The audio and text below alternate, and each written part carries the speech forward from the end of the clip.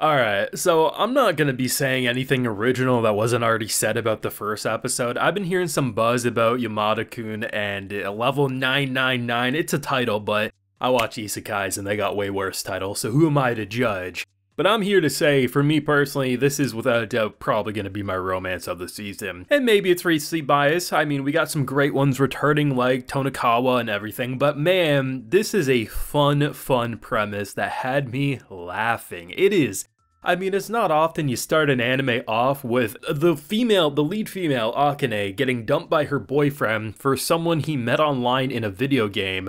Truthfully, I was expecting it to be a 50-year-old man who was catfishing as a female, like pretending to be an 18-year-old or something. Turns out, in the context of this world, is a hot anime girl. To me personally, looked like she had Botox injected into her lips to the point that you would have swore she was a Kardashian. But hey, power to the boy, I guess he found his new true love. And to see this blossoming relationship slash chemistry between, honestly, an emotional wreck Akane, I feel bad for her. Seems like she's probably in college based on how everything's being presented, the drinking and everything. And the senior high school student Yamada, who basically I connect with on a spiritual level. All throughout my life, I've been the type of person who, you know what, I'm not emotionless. I understand it's sad when bad things happen to people, but if I have no true connection to someone and they're just laying it into me, I feel like these moments when like he's just standing there being like, are you done yet? That was just me. That was me my whole life. And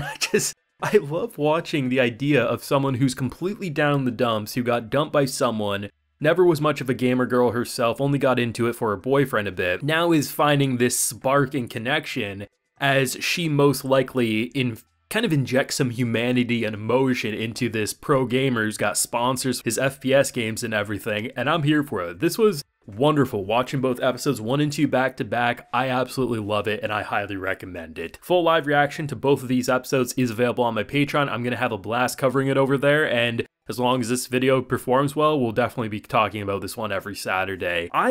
I just love the charm of this show because not only is the premise interesting and a different take on a romance anime than you're expecting. I mean, most of the time you're waiting for characters to get into a relationship. You don't start animes usually with characters getting dumped, especially because you found your true love in an online video game.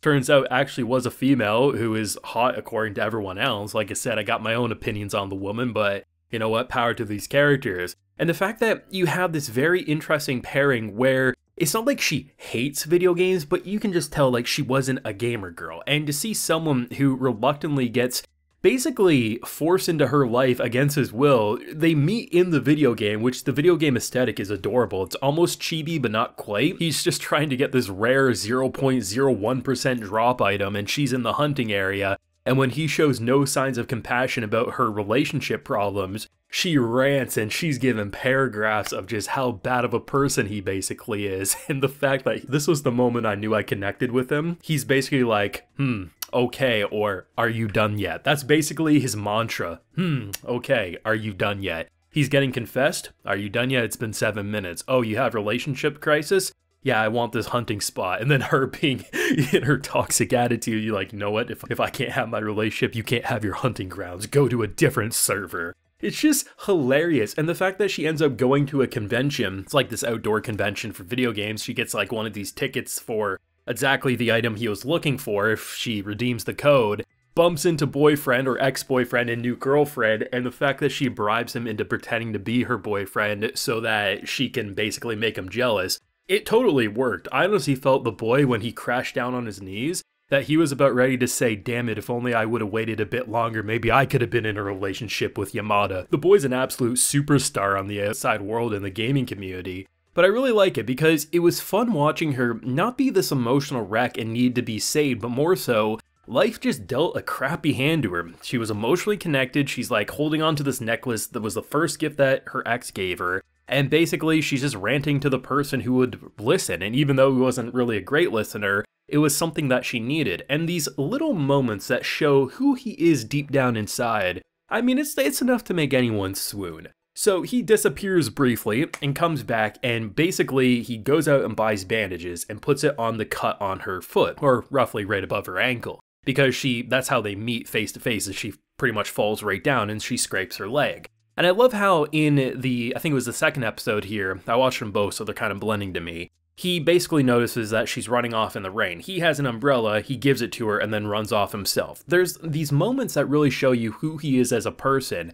And though I do think episode 1 baited me hard, because I'm not gonna lie, rewatching it, it's a little more noticeable that she's not naked, but after her drunken adventure, she wakes up in his bed, and most of the shots are directed like she has nothing on. And it's because she's wearing jeans, which you can't see because the covers are there, and she has like a black tank top. But man, some of those shots made it look like she woke up after a one-night stand, and to see her walk of shame, not because she slept with a stranger, but because she just felt so embarrassed that this boy had to carry her home, take care of her, and then clean up her puke-filled clothes. Like, what a way to wake up after getting dumped for someone online because, you know, it's just, that's her life right now. But I really think there's some great chemistry between them. I think both of them have a lot to teach the other about being a person and a normal functioning member of society, but also maybe how to enjoy the smaller things in life. And I'm really excited to see how this relationship is going to continue to blossom,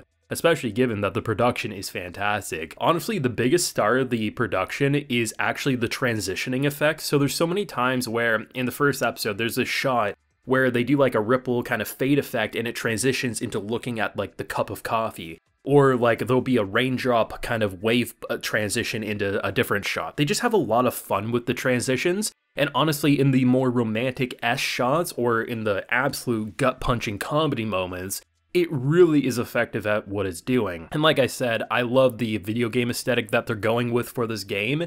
I think it's always more fun if characters are playing a game and they're not actually inside the game. They're not logging in Bofuri style. They're not trapped in a video game SAO style. I think for an anime side, you should always make it look like they're in the video game, even though they're just playing on their mouse and keyboard. I think it just makes for a lot more of an immersive experience, and it's really fun. And as simplistic as the game looks, I mean, I'd play it. It seems fun. The opening and ending are both fantastic, and I love how they have after the credits gags. The first one is basically all about gacha mechanics, so loot boxes. I feel like she'd be the worst one to ever have a loot box obsession. She would just waste her money. She spends like 30 bucks decking out her character, only for the shattering realization to realize that hundreds of people had the same idea. Just instant regret. Or the end of episode 2, where basically he passes out while trying to train her in the video game and she's getting brutally killed by these slimes. It's a really, really good show, and I'm excited for episode 3. Thoughts and feelings of yourself down below. Drop a like if you enjoyed, subscribe if you're new around here, ring that bell so you can get notified when I upload, of course. And as I mentioned, we do got a full live reaction to both episodes 1 and 2 available on my Patreon. And while you're there, you can also get a video shout out. So today we have Shock Blaster, Halix, and more Rudd.